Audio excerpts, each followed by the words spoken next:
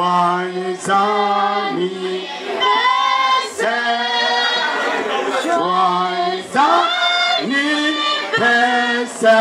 Séraphin. Joyeux anniversaire. Et ça s'applaudit très très fort.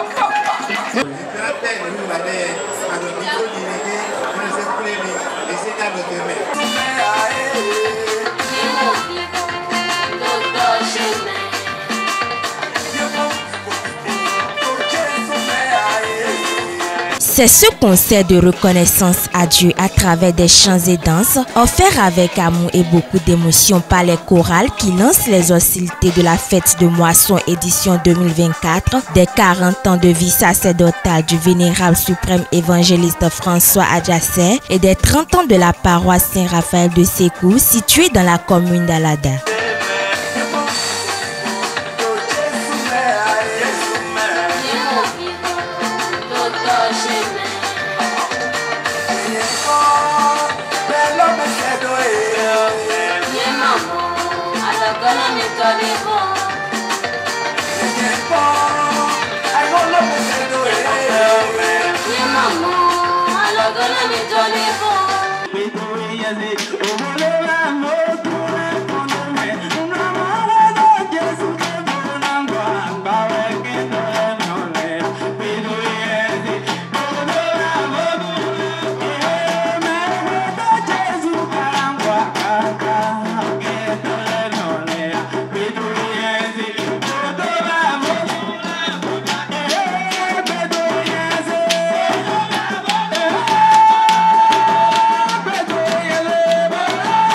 Papa Jacé, joyeux anniversaire.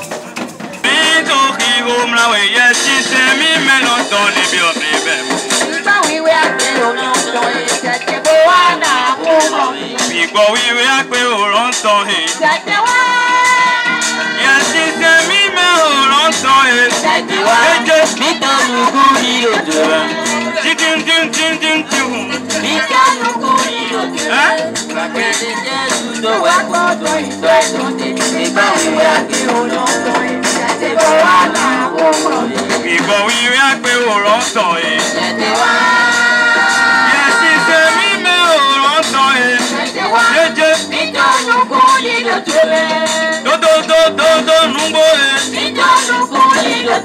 Les manifestations se sont poursuivies dans la matinée du dimanche 10 mars par une messe d'action de grâce devant une flopée de fidèles, de devanciers venus de part et d'autre.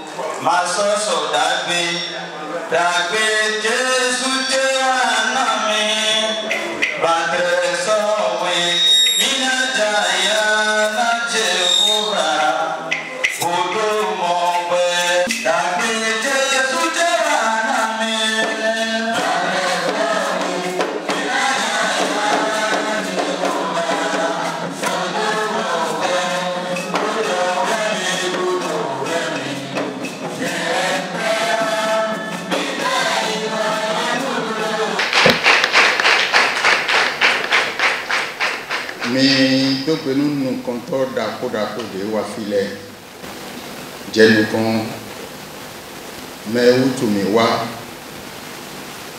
présent sur les régions atlantiques, nous comptons mettons à Jassé François, donc nous Pedro Ton, donc nous comptons d'accord à Rollet, donc maman nous d'accord à Rollet, donc à Gouvillé, au Tadium, donc nous Koya.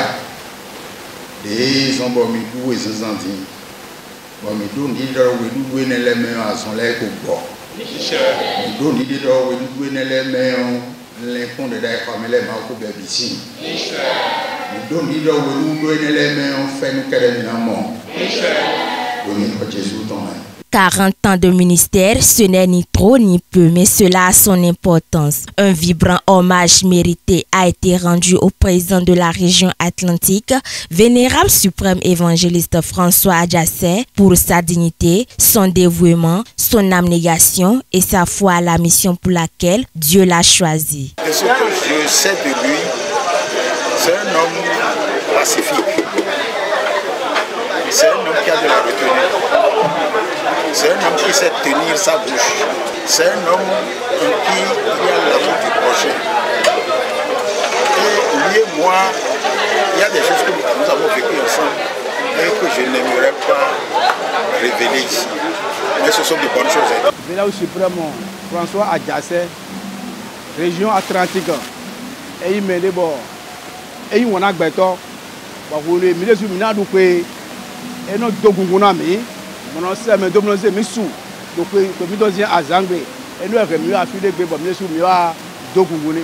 Je vais saluer son courage et je vais dire bon courage parce qu'il n'est pas facile d'être un fonctionnaire de l'État et de laisser pour venir au service de Dieu.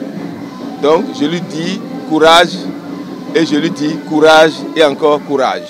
Derrière chaque grand homme se cache une grande femme, dit-on. Ariane Toviro, c'est cette grande femme, une lumière incontournable, qui a été aux côtés du vénérable suprême évangéliste François Adjassé dans les bons et mauvais moments tout au long de ses quarantenaires de vie sacerdotale.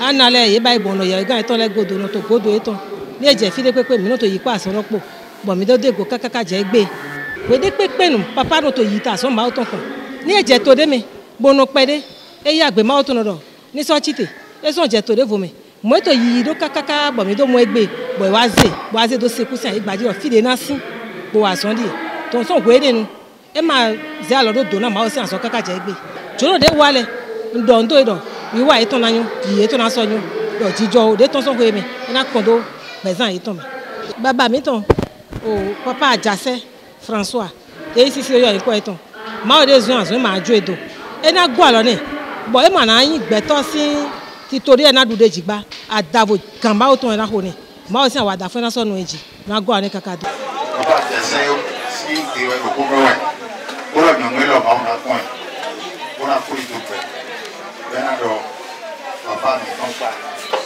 kontina wea. Bukan ada ni do.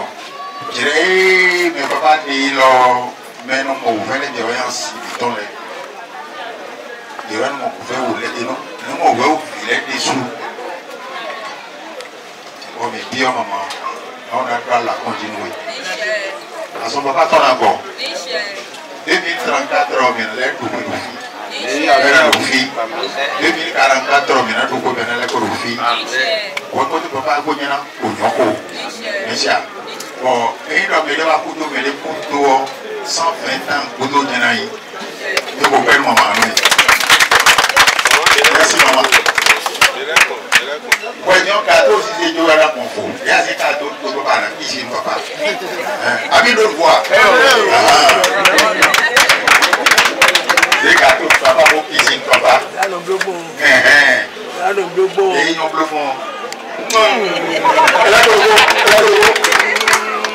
Les enfants de Papa Adjassé n'ont pas manqué de témoigner en ce grand jour leur gratitude à l'homme qui a su être un père, un guide et un bel exemple. Père, nous voulons exprimer notre profonde reconnaissance pour tout ce que vous avez fait pour nous.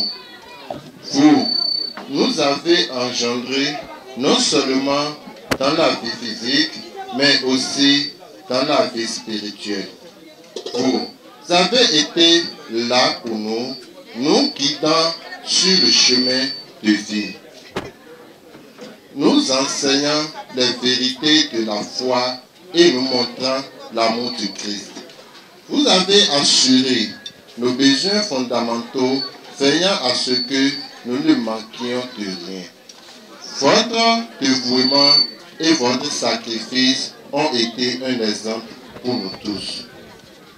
Vous avez été là pour nous, nous guidant sur le chemin de vie, nous enseignant les valeurs de l'Évangile et nous montrant l'exemple par votre vie de prière et de service.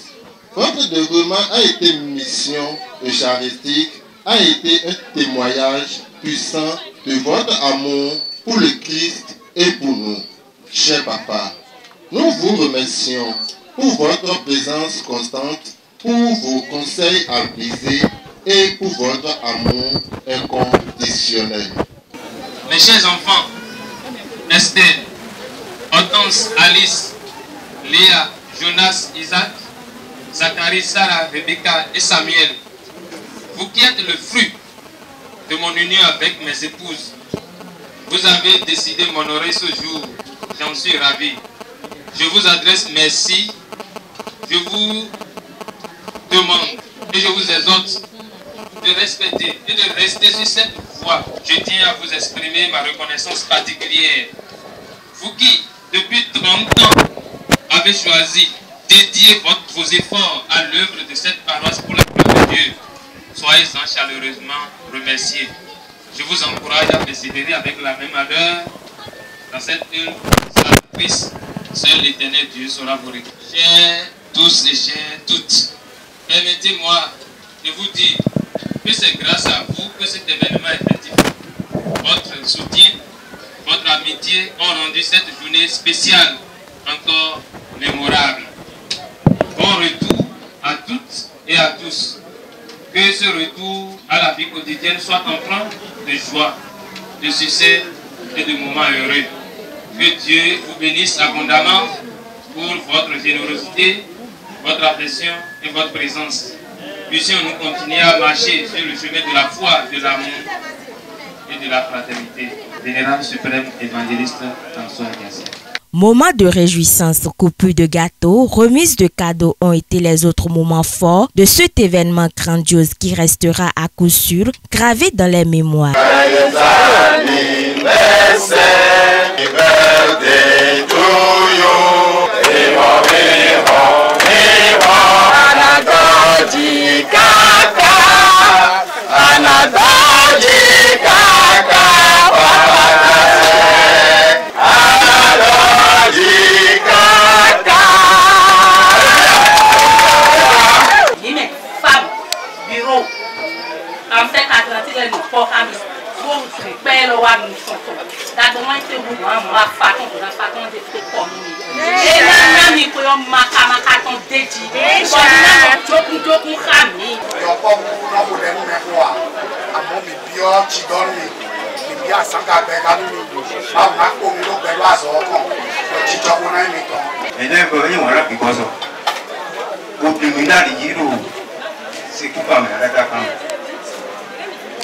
Bon, et bon,